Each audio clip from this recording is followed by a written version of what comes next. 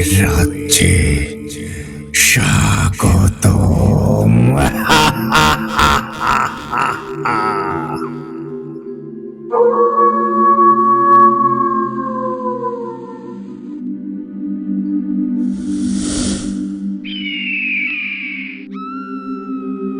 আসসালামু আলাইকুম বন্ধুগণ, সবাইকে স্বাগতম জানাচ্ছি ভূত আড্ডার আরও একটি নতুন এপিসোডে।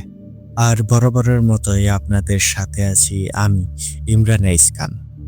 আজকে কিন্তু আপনাদের জন্য বিশেষ একটি ঘটনা নিয়ে উপস্থিত হয়েছি। আশা করি ইতিমধ্যেই আমাদের কমিউনিটি পোস্ট এবং ফেসবুক পোস্ট দেখে আপনারা জানতে পেরেছেন আজকে কার ঘটনা শুনতে চলেছেন। আজকে আপনাদের জন্য নিয়ে এসেছি মোকসেদ ভাইয়ের লেখা আলী হুজুর আর মারজান জিনের আরও একটা দুর্দান্ত ভয়ঙ্কর ঘটনা।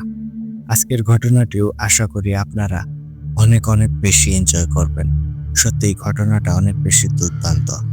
তো বেশি কথা বলে ঘটনার আমেজটা নষ্ট করতে যাচ্ছি না, মূল ঘটনায় চলে যাব। তার আগে আপনাদেরকে বলতে চাই, আপনারা যারা এখনো আমাদের চ্যানেলটিকে সাবস্ক্রাইব করেননি, দ্রুত সাবস্ক্রাইব করে পাশে থাকা বেল আইকনটি অন করে রাখুন। এর ফলে আমাদের পরবর্তী সকল আপডেট সবার আগে আপনাদের কাছে পৌঁছে যাবে। আর আপনারাও যদি আমাদেরকে ঘটনা পাঠাতে চান, সেই ক্ষেত্রে আপনাদের কাছে দুইটি ওয়ে আছে। প্রথমত আপনারা সরাসরি আমাদেরকে হোয়াটসঅ্যাপে নক দিতে পারেন, আর আমাদের হোয়াটসঅ্যাপ নাম্বারটি আমাদের ডেসক্রিপশন বক্সে অথবা কমেন্ট বক্সে প্রিন্ট আপ করা আছে। এছাড়াও আপনারা চাইলেই কিন্তু আমাদেরকে ইমেলের মাধ্যমেও ঘটনা পাঠাতে পারেন। আর আমাদের ইমেল অ্যাড্রেসটি হচ্ছে bhutaadda.stories@gmail.com bhutaadda.stories@gmail.com। আপনাদের জানা শোনা সেরা ভয়ঙ্কর ঘটনাগুলো আমাদেরকে লিখে কিংবা ভয়েস ক্লিপ আকারে পাঠিয়ে দিতে পারেন। তো এখন আর কথা বাড়াচ্ছি না, যদিও আমি অনেকটাই অসুস্থ, তারপরেও চেষ্টা করব আপনাদেরকে যথাসাধ্য ভালোভাবে ঘটনাটি উপস্থাপন করে শোনানোর জন্য। তো চলে যাচ্ছি মোকসেদ ভাইয়ের লেখা আলী হুজুরের ঘটনায়।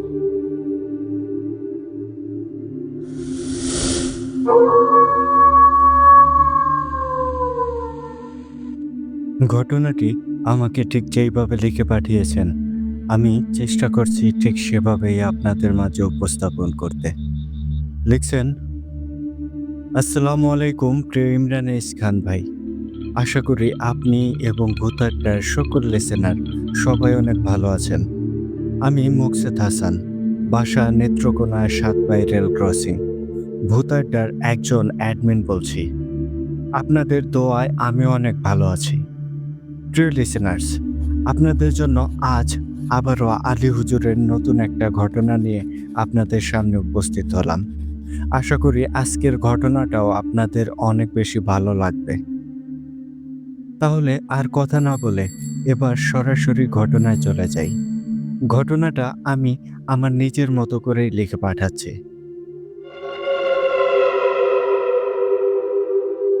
আজকের ঘটনায় সোহেলকে কেন্দ্র করে।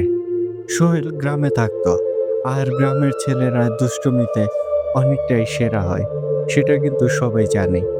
সোহেলের একটা বাজে অভ্যাস ছিল, সেটা হলো দিন আর রাত নেই, সে সব সময় গাছে চড়ে বসে থাকত।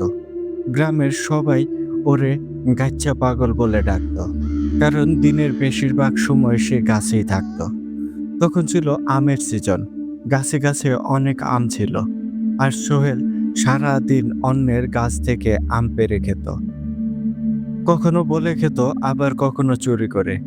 এমন করেই তার দিন চলে যেত।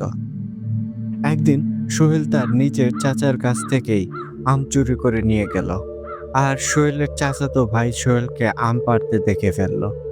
যখন সোহেলকে জিজ্ঞেস করলো সে আম কেন চুরি করেছে, তখন সোহেল কিছুটা তেড়ামি করে উত্তর দিল, চাচার গাছ থেকে আম খেলে সেটা কি চুরি হয়ে যায় নাকি? আমি আমার চাচার গাছের আম পাড়ছি, এটা চুরি না। তখন সোহেলের চাচাতো ভাই বলল, গাছের মালিককে না বলে খাওয়া এটা তো চুরি, তুই আমাদের গাছের আম চুরি করেছিস।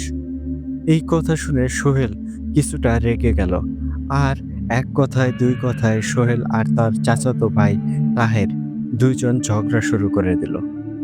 সোহেল বয়সে বড় হওয়ার কারণে তাহেরকে খুব সহজেই ধলাই দিল। মায়ের খেয়ে তাহের বাড়িতে বিচার নিয়ে গেল। আর এই আমের বিষয়কে কেন্দ্র করে সোহেলের বাবা আর তাহেরের বাবা তাদের মাঝেও ঝগড়া লেগে গেল। ঝগড়া এমন পর্যায়ে চলে গেল, কেউ কারো মুখ দেখতেও রাজি হয়নি। সোহেলের বাবার কথা একটাই, চাচার গাছের আম খেলে সেটা চুরি কি করে হয়। এমন করেই দিন যেতে লাগলো।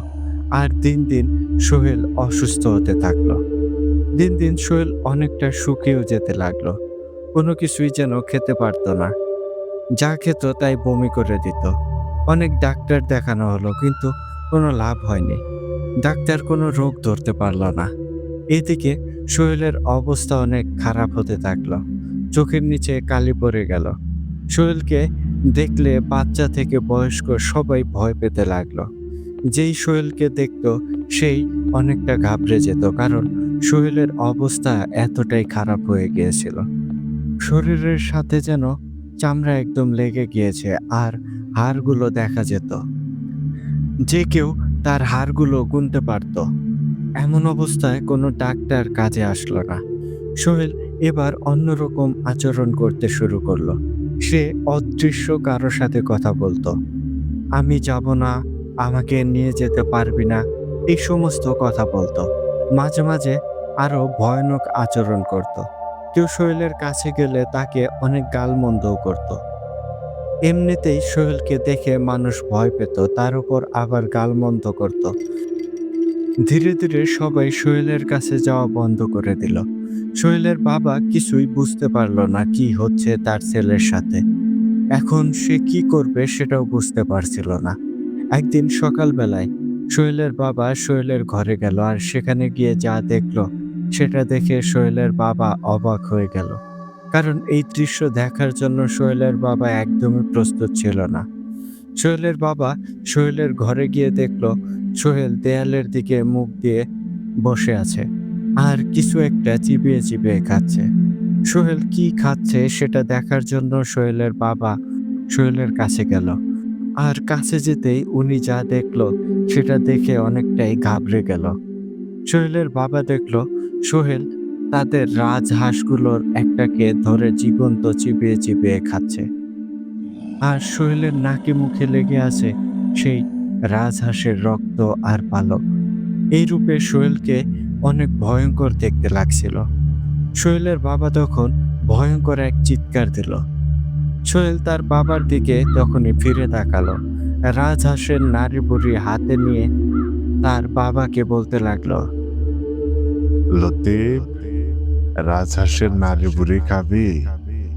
এই নে, অল্প একটু খেয়ে দেখ, অনেক মজা পাবি। এই বলে সোহেল তখন হাসতে লাগলো।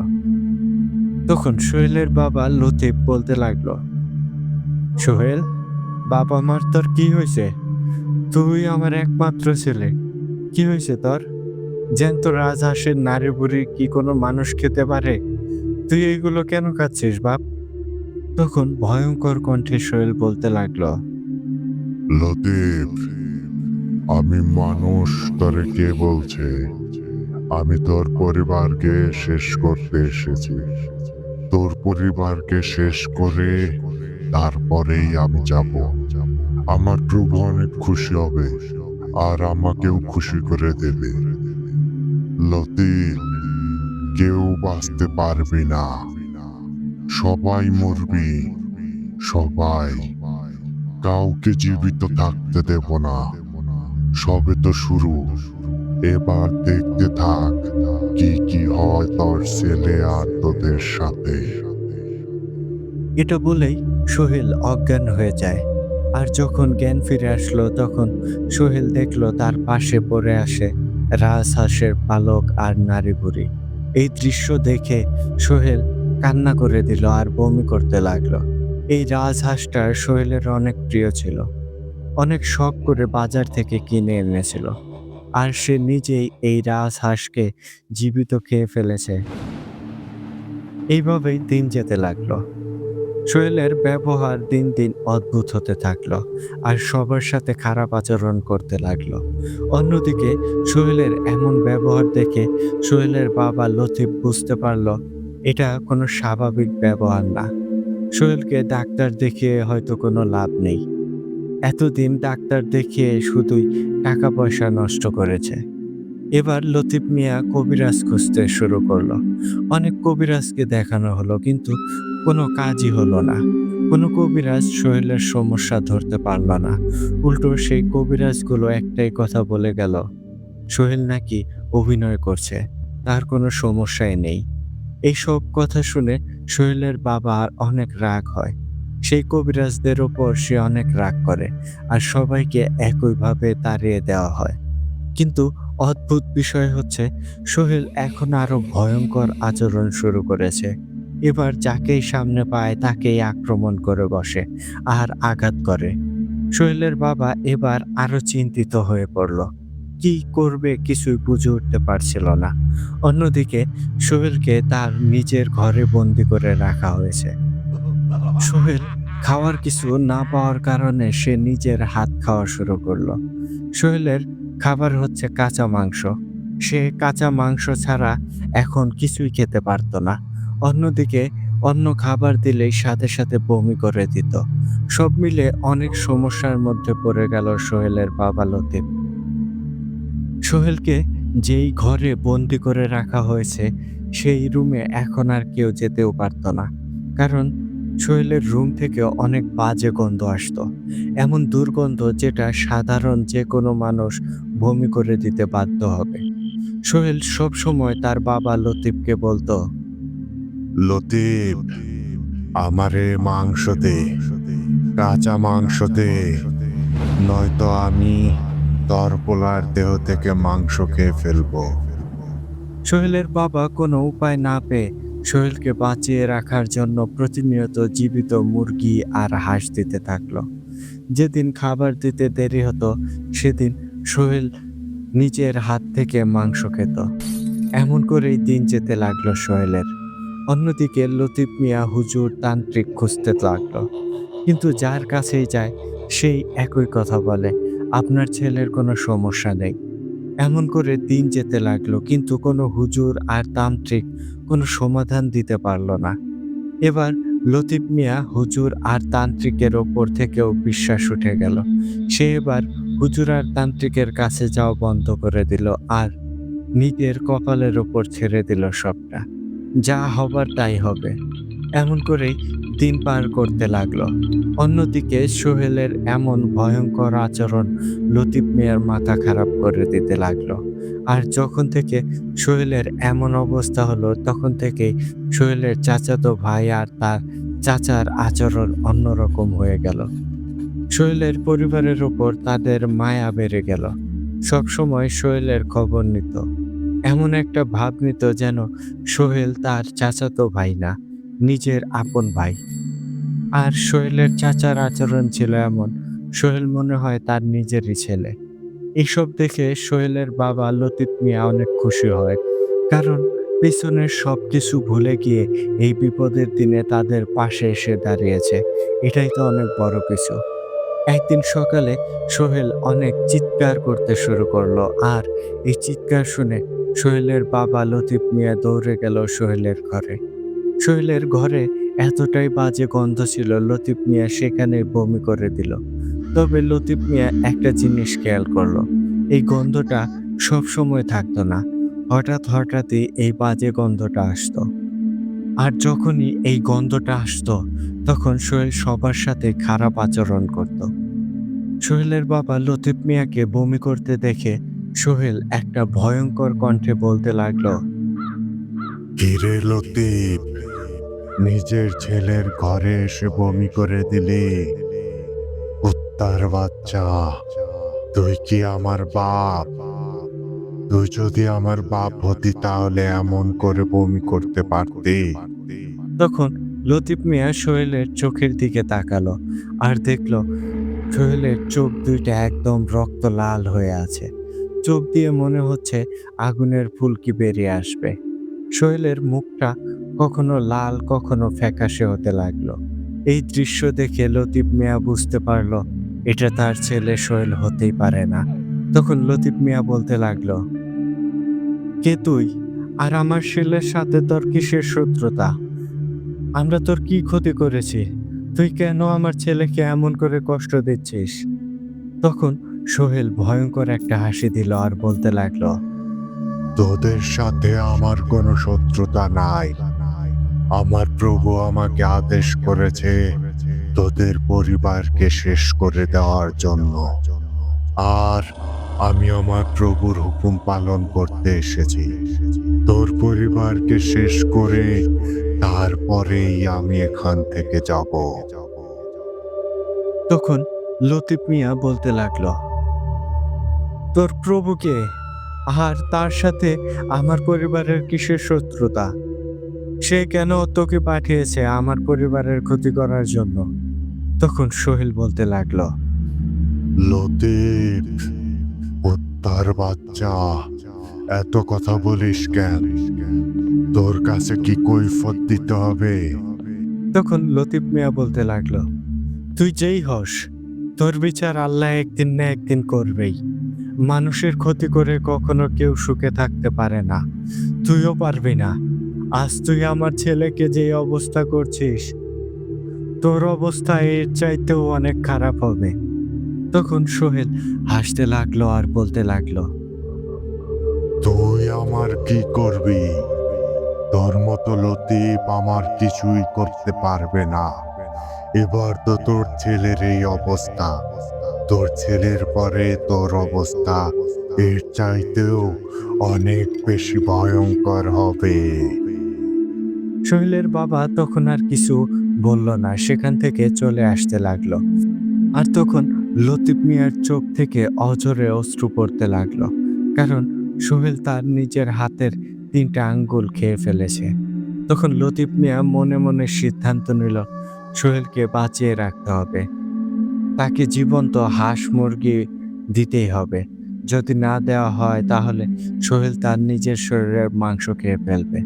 লতিফ মিয়া এটা বুঝতে পারলো এই হাঁস মুরগিগুলো সোহেল খাচ্ছে না, এইগুলো সোহেলের শরীরে থাকা সেই পিশাচ জিনটা খাচ্ছে। এই জিন সোহেলের দেহটা তার নিজের আয়ত্তে করে নিয়েছে। এখন আর কিছুই করার নেই। এখন ভালো কোনো হুজুর অথবা তান্ত্রিককে দিয়েই এই সমস্যার সমাধান করতে হবে। বাকিটা আল্লাহর হাতে। লতিফ মিয়া তখন হুজুর তান্ত্রিকের রাগ ভুলে গিয়ে আবারও ভালো হুজুর খুঁজতে লাগলো। কিন্তু এবারও একই অবস্থা। কোনো হুজুর আর তান্ত্রিক সোহেলের সাথে থাকা জিনকে হাজির করতে পারল না। যেই না হুজুর অথবা তান্ত্রিক চলে যায়, তখন সেই জিন নিজে নিজেই সোহেলের শরীরে প্রবেশ করে আর হেসে হেসে বলতে থাকে, লতিফ, কুত্তার বাচ্চা, তোর এই হুজুর তান্ত্রিক আমাকে হাজির করতে পারবে না। আমার প্রভু আমাকে অনেক শক্তিশালী করে দিয়েছে। আর আমার প্রভু কতটা শক্তিশালী সেটা তুই চিন্তাও করতে পারবি না। তুই যত পারিস হুজুর তান্ত্রিক নিয়ে আয়। আমিও দেখতে চাই তুই এই হুজুর তান্ত্রিক দিয়ে আমার কি করতে পারিস। লতিফ মিয়া তখন কান্না করা ছাড়া আর কোনো কিছু করার ছিল না। তখন শুধু লতিফ মিয়া কান্না করত আর অপেক্ষা করত কখন সে এই বিপদ থেকে উদ্ধার হতে পারবে। লতিফ মিয়ার এই অপেক্ষা যেন আর শেষ হয় না। কোনো হুজুর তার এই সমস্যার সমাধান করতে পারে না। এই জিনকে কেউ হাজিরই করতে পারে না। এমন করেই দিন যেতে লাগলো। আর দিন দিন সোহেলের অবস্থা আরো খারাপ হতে লাগলো। সোহেলের শরীর ধীরে ধীরে জীবন্ত কঙ্কালে পরিণত হতে থাকলো। এমন করেই দিন চলে যেতে লাগলো।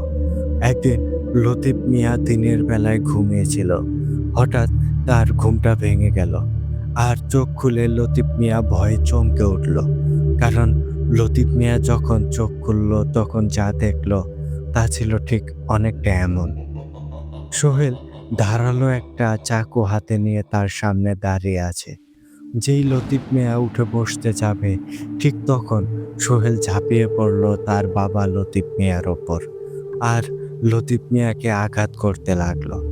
তখন লতিফ মিয়া তার পাশে থাকা বালিশ হাতে নিল আর সেই বালিশ দিয়ে চাকুর আঘাত ফেরাতে সক্ষম হলো। বালিশ থাকায় এই যাত্রায় বেঁচে গেল লতিফ মিয়া। তখন লতিফ মিয়া চিৎকার করতে লাগলো আর আশেপাশে থাকা সবাই তখন দৌড়ে আসলো লতিফ মিয়ার কাছে। আর সোহেলকে তার নিজের রুমে নিয়ে শিকল দিয়ে তালাবন্দি করে রাখলো। এই যাত্রায় লতিফ মিয়া কোনো রকম রক্ষা পেল। এই ঘটনার পর থেকে লতিফ মিয়ার চিন্তা আরো অনেক গুণ বেড়ে গেল। অন্যদিকে সোহেল ভয়ঙ্কর কণ্ঠে চিৎকার করে বলতে লাগলো, লতিফ, কুত্তার বাচ্চা, আজকের মতো বেঁচে গেলি। পরের বার যখন ধরবো তখন কেউ তোকে বাঁচাতে পারবে না। লতিফ মিয়া তখন মনে মনে ঠিক করলো এবার এর শেষ দেখবে। এরপর বেরিয়ে গেল ভালো হুজুরের খোঁজে। অনেকের কাছে গেল কিন্তু কোনো লাভ হয়নি। তারপর একজন হুজুর পেল আর সে আসতে রাজিও হলো। আর লতিফ মিয়ার সাথে সে চলেও আসলো। লতিফ মিয়ার বাড়িতে সেই হুজুর বলতে লাগলো, ওরে আল্লাহ, এই ভয়ঙ্কর জিন এই বাড়িতে কি করে আসলো? এই জিন যার বাড়িতে একবার প্রবেশ করে তার বংশকে একদম শেষ করে দেয়। এরা অনেক শক্তিশালী জিন। আর এই সব জিনকে একমাত্র কালো জাদুর মাধ্যমেই পাঠানো হয়। এরা নিজের ইচ্ছাতে কারো বাড়িতে যায় না। তখন লতিফ মিয়া সেই হুজুরকে প্রশ্ন করল, হুজুর, এই সমস্যার সমাধান কি সেটা বলেন। আমি আর নিতে পারছি না। আমার ছেলের এই অবস্থা আমি আর দেখতে পারছি না। তখন সেই হুজুর বলতে লাগলো, লতিফ মিয়া, এই সমস্যার সমাধান আমার কাছে নেই। তবে আমি চেষ্টা করে দেখতে পারি। তবে এই কাজ করলে আমার মৃত্যু হতে পারে। তারপরেও আমি একবার চেষ্টা করে দেখি এই দিনকে হাজির করা যায় কিনা। এটা বলে সেই হুজুর সোহেলের রুমে গেল আর রুমের দরজা বন্ধ করে দিল। এমন করে ২০ মিনিট চলে গেল।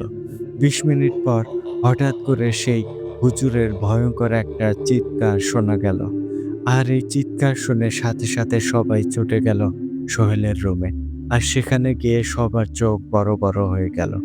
ভয়ের এক শিহরণ বয়ে গেল সবার শির দাঁড়াতে। কেননা এমন দৃশ্য তাদের মাঝে কেউই আগে কখনো দেখেনি। সবাই ঘরের ভেতরে গিয়ে দেখলো সেই হুজুরকে অনেকটা মাটিতে পুঁতে রেখেছে। হুজুরের অর্ধেক শরীর মাটির নিচে আর বাকি অর্ধেক শরীর মাটির উপরে। এই অবস্থা দেখে সবাই তো অনেক ভয় পেয়ে গেল। অন্যদিকে সোহেল খিলখিল করে হাসতে লাগলো আর বলতে লাগলো, লতিফ, তুই কারে নিয়ে আসলি?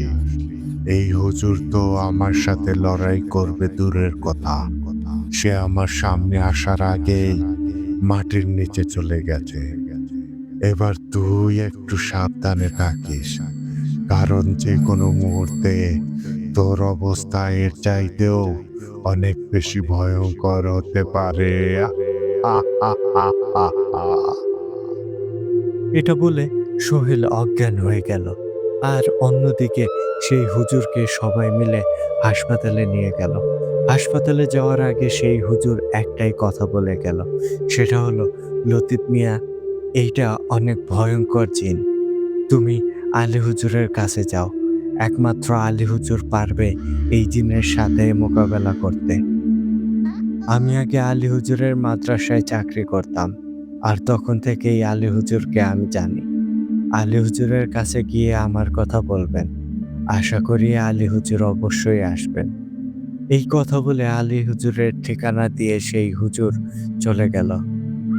লতিফ মিয়া আর দেরি না করে চলে গেল আলী হুজুরের ঠিকানায়। আর সেখানে গিয়ে দেখলো আলী হুজুর মাদ্রাসায় ছাত্রদের পড়াচ্ছেন।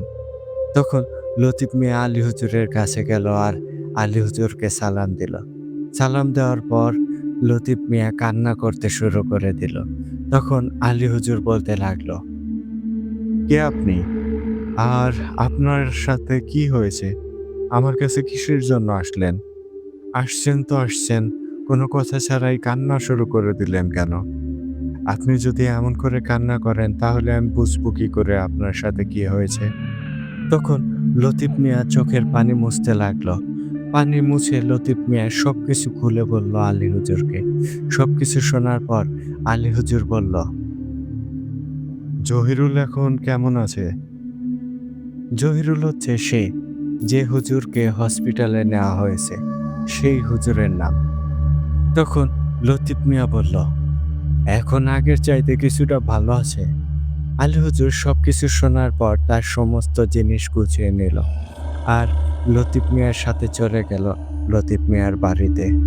আর সেখানে যেতেই আলী হুজুরের নাকে বাজে একটা গন্ধ আসলো। আর এই বাজে গন্ধ শুকেই আলী হুজুর বুঝতে পারলো এখানে যে আছে সে কোনো সাধারণ জিন না, ভয়ঙ্কর শক্তিশালী জিন এটা। তখন আলী হুজুর লতিফ মিয়াকে বলল, লতিফ, আপনি এখন বাজারে যান আর বাজার থেকে এক দামে কোনো দামাদামি না করে একটা আয়না কিনে নিয়ে আসবেন। এই কথাটা মাথায় রাখবেন। আয়নার দাম সেটাই যেটা দোকানদার বলবে। তার চাইতে ১ টাকাও কম দিলে কিন্তু হবে না। আর হ্যাঁ, এই আয়না দিয়ে যাতে কারো মুখ না দেখা হয়। সব কথা শুনে লতিফ মিয়া বলল, ঠিক আছে, আমি এই মুহূর্তে বাজারে যাচ্ছি। তখন আলী হুজুরের কথা মতো এক দামেই আয়না কিনে নিয়ে আসলো লতিফ মিয়া। আর সেই আয়না এনে দিল আলী হুজুরের কাছে। তখন আলী হুজুর সেই আয়না নিয়ে বাড়ির উঠানে বসে গেল আর সূরা পরে আয়নাতে ফু দিল। আর সাথে সাথে আয়নার ভেতর দেখা গেল অন্য আরেক দৃশ্য। আমরা তো সবাই জানি আয়নার মাঝে তাকেই দেখা যায় যে আয়নার সামনে থাকে, কিন্তু এখানে ঘটলো ভিন্ন কিছু। এখানে আলী হুজুরের পরিবর্তে অন্য কিছু দেখা গেল। যেখানে আলী হুজুর ছিল আয়নার সামনে, কিন্তু অদ্ভুত বিষয় হচ্ছে আয়নার মধ্যে আলী হুজুরকে দেখা যায়নি। আয়নার ভেতর দেখা গেল অনেকগুলো তাবিজ। আর আলী হুজুর তখন লতিফ মিয়াকে বলল, লতিফ, আপনি আপনাদের পুকুর পাড়ে যাবেন। আর সেখানে গিয়ে দেখবেন একটা আম গাছ আছে। আর সেই আম গাছের আগ ডালে দেখবেন লাল কাপড় দিয়ে ২ টা তাবিজ ঝোলানো আছে। সেই তাবিজগুলো এই মুহূর্তে গিয়ে নিয়ে আসেন। লতিফ মিয়া তখন আর দেরি না করে সাথে সাথেই চলে গেল সেই আম গাছের কাছে। আর সেখানে গিয়ে দেখলো সত্যি সত্যিই লাল কাপড়ের মাঝে ২টা তাবিজ বেঁধে ঝুলিয়ে রাখা হয়েছে। লতিফ মিয়া তখন সেই তাবিজগুলো নিয়ে আসলো আলী হুজুরের কাছে। আর এই আম গাছটা ছিল সোহেলের চাচার আম গাছ। এইটা সেই আম গাছ যেই গাছের আম নিয়ে সোহেল আর তার চাচাতো ভাইয়ের ঝগড়া হয়েছিল। আলী হুজুরের সামনে রাখা হলো ২টা তাবিজ। তখন আলী হুজুর বলল, লতিফ, এবার আপনি সোহেলের ঘরে যান আর সোহেলের বালিশটা নিয়ে আসেন। যেই বালিশে সোহেল ঘুমাতো সেই বালিশটা। তখন লতিফ মিয়াও চলে গেল সোহেলের ঘরে। আর সেখানে যেতেই সোহেল ভয়ঙ্কর কণ্ঠে বলতে লাগলো, লতিফ, কুত্তার বাচ্চা, তুই তোর কোনো বাবাকে নিয়ে আসিস। তোর এই বাপ হয়তো জানে না আমি কে আর আমার প্রভুর ক্ষমতা কতটা। লতিফ মিয়া তখন কোনো কিছুর উত্তর না দিয়ে ঘর থেকে বালিশটা নিয়ে চলে আসলো আলী হুজুরের কাছে। আলী হুজুর তখন লতিফ মিয়াকে বলল, লতিফ, এইবার এই বালিশের ভেতর খুঁজে দেখেন, আরো ২টা তাবিজ আছে। তখন লতিফ মিয়া বালিশের ভেতর থেকে আরো ২টা তাবিজ বের করলো। মোট 4টা তাবিজ পাওয়া গেল। তখন আলী হুজুর লতিফ মিয়াকে একটা গ্লাসে করে পানি নিয়ে আসতে বললেন। লতিফ মিয়া সাথে সাথেই পানি নিয়ে আসলো। আলী হুজুর তখন সেই পানির মধ্যে জমজমের পানি মেশালো আর দোয়া পরে ফু দিল। তারপর লতিফ মিয়াকে বলল এই পানি নিয়ে গিয়ে সোহেলকে খাওয়াতে। তখন লতিফ মিয়া আরো ২ জনকে সাথে নিয়ে সোহেলের ঘরে গেল আর সবাই মিলে সোহেলকে ধরে পবিত্র পানি পান করালো। তবে সোহেলকে এই পবিত্র পানি পান করাতে অনেক কষ্ট হয়েছিল। পানি পান করার সাথে সাথে সোহেল বমি করে দিল।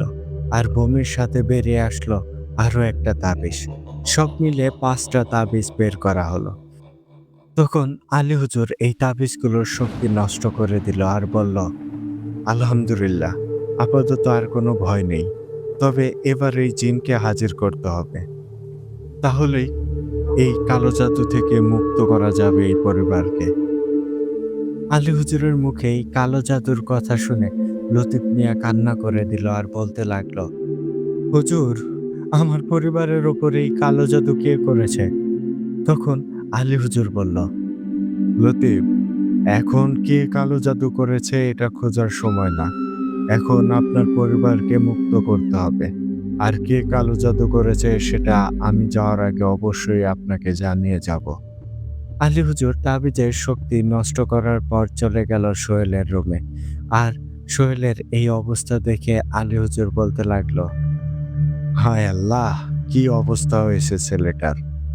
লতিফ, আপনি আরো আগে কেন আমার সাথে যোগাযোগ করেন নাই? এই ছেলেকে তো প্রায় শেষ করেই দিয়েছে।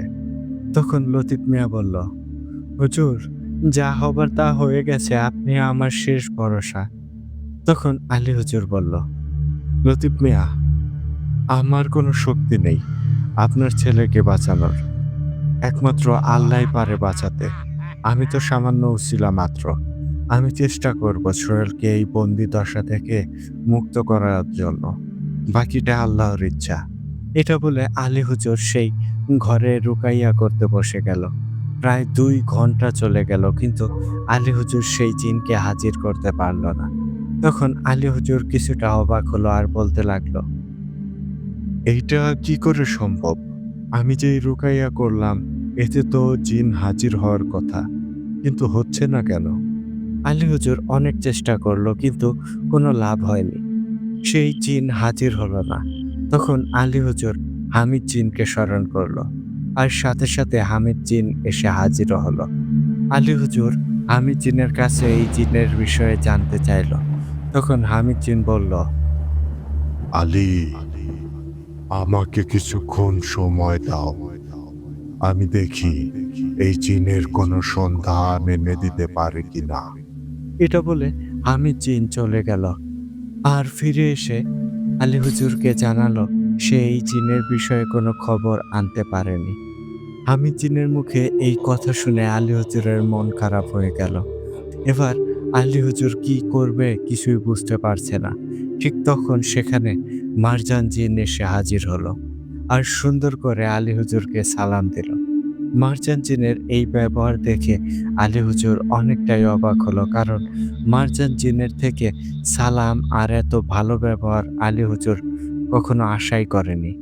তখন মারজান জিন বলল, আলী, চাইলে আমাকেও ডাকতে পারতে। তখন আলী হুজুর আমতা আমতা করে বলতে লাগলো, মারজান, একবার ভাবছিলাম তোমাকে স্মরণ করব। তখন মারজান জিন বলতে লাগলো, আলী, এই জিন অনেক ভয়ঙ্কর শক্তিশালী জিন। তবে আমার কাছে এই জিন কিছুই না। কিন্তু আমি এই জিনকে এখানে হাজির করতে পারবো না। তুমি ঠিকই পারবে হাজির করতে। কিভাবে হাজির করতে হবে এটা আমার জানা আছে। তুমি শুধু একবার এই জিনকে হাজির করো, তারপর যা করার আমি করব। তখন আলী হুজুর বলল, মারজান, কি করে হাজির করবো এই জিনকে? সেই প্রক্রিয়াটা বলে দাও আমাকে। তখন মারজান জিন বলতে লাগলো, আলী, এই জিনকে হাজির করতে হলে 2টা সাদা কবুতর বলি দিতে হবে। আর সেই কবুতরের রক্ত দিয়েই এই জিনকে ডাকতে হবে। যখন এই জিন সোহেলের শরীরে প্রবেশ করবে, ঠিক তখন তুমি সোহেলের ওপর পবিত্র পানি ছিটিয়ে দেবে। মারজান জিনের কথা মতো আলী হুজুর লতিফকে বলল 2টা সাদা কবুতর নিয়ে আসতে। লতিফ মিয়া অনেক কষ্টে 2টা সাদা কবুতর নিয়ে আসলো আর আলী হুজুরকে দিল। আলী হুজুর সেই কবুতর 2টার গলা কেটে একটা বাটিতে কবুতরের রক্ত নিল। সেই রক্ত সোহেলের সামনে রেখে আলী হুজুর সূরা পড়তে লাগলো আর সেই জিনকে ডাকতে লাগলো। 1 মিনিটের ভেতরেই সেই জিন এসে হাজির হলো সোহেলের শরীরে আর ভয়ঙ্কর কণ্ঠে বলতে লাগলো, এই, কে তুই? আমাকে এইভাবে কেন ডেকে আনলি?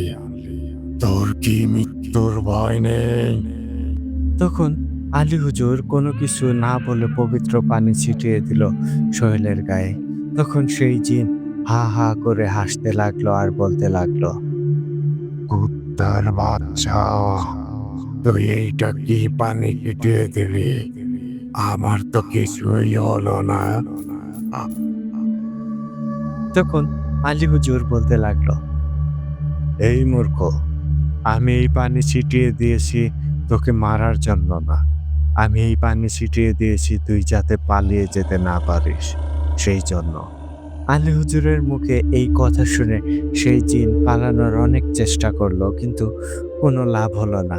তখন সেই জিন আবারও ভয়ঙ্কর কণ্ঠে বলতে লাগলো, আর বাচ্চা, তুই আমাকে এখানে আটকে রাখতে পারবি ঠিকই, কিন্তু তুই আমার কিছুই করতে পারবি না। কারণ আমার প্রভু আমাকে এমন শক্তি দিয়েছে, কোনো মানুষ আমার কিছুই করতে পারবে না। তখন আলী হুজুর বলতে লাগলো, কোনো মানুষ তোর কিছু করতে পারবে না বুঝলাম, কিন্তু অন্য জিন তো তোর কিছু অবশ্যই করতে পারবে। আলী হুজুরের মুখে এই কথা শুনে সেই জিন আবারও হেসে দিল আর বলতে লাগলো, এমন কোন জিন কি আছে যে আমার সামনে আসার সাহস করবে?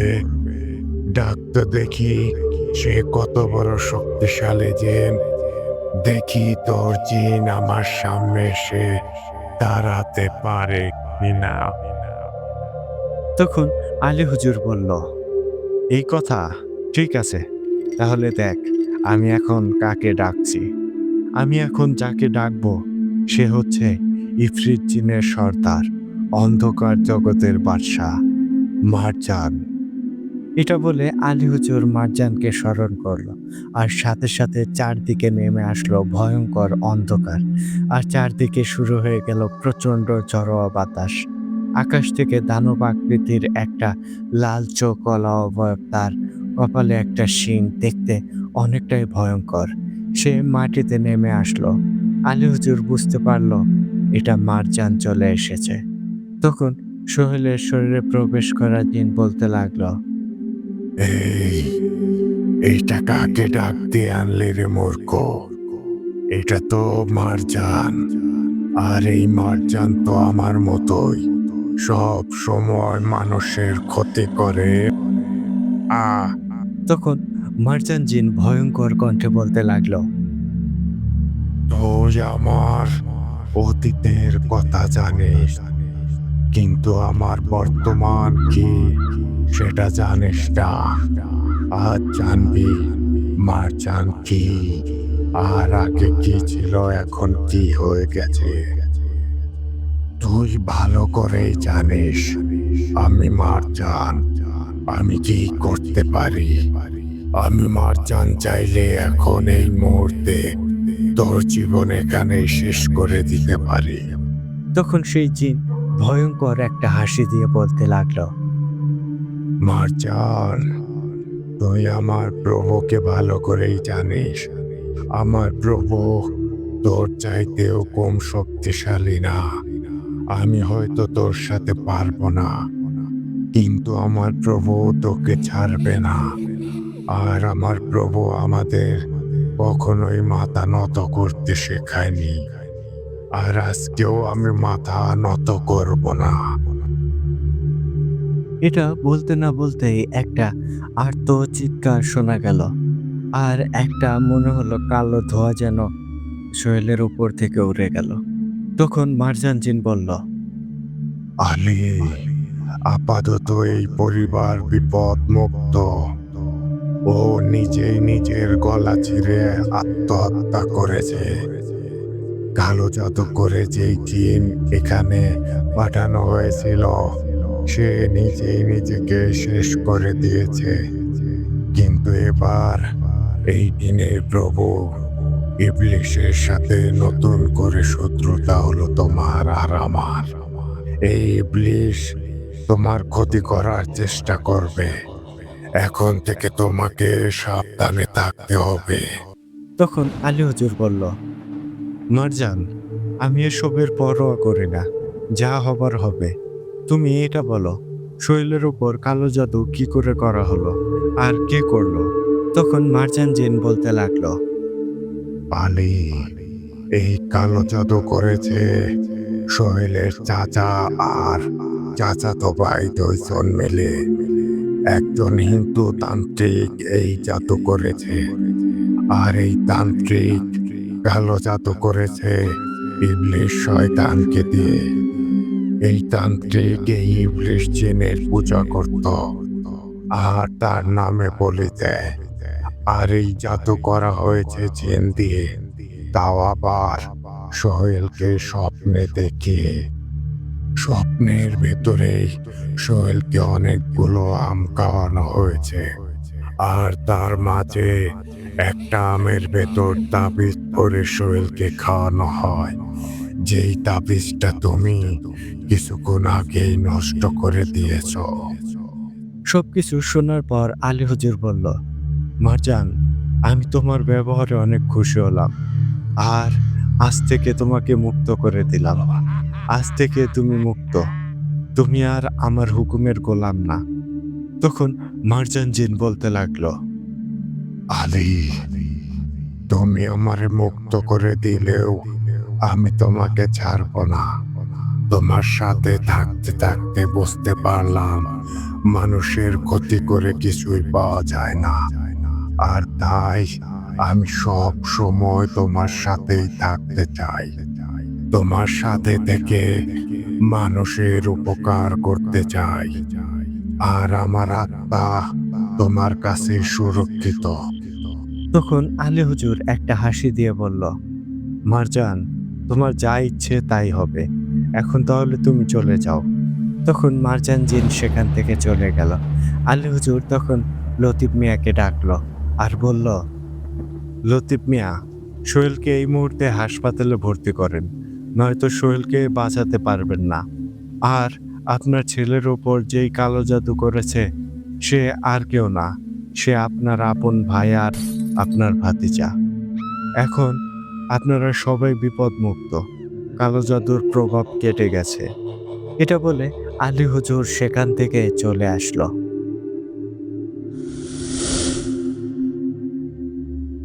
প্রিয় লিসেনার্স, এই ছিল আজকের ঘটনা।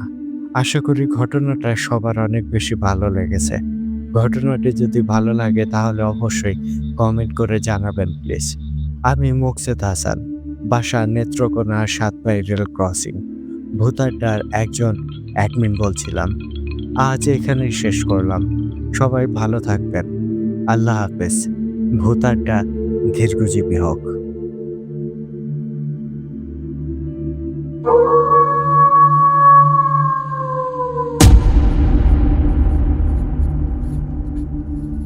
ধন্যবাদ মকসুদ ভাই এত সুন্দর একটা ঘটনা আমাদের সাথে শেয়ার করার জন্য। আলী হুজুরের ঘটনা মানেই দুর্দান্ত কিছু, এটা তো আমরা সবাই জানি। আর আজকের ঘটনাটিতে যেন ভিন্ন একটা মাত্রা যোগ করে দিল মারজান জিন।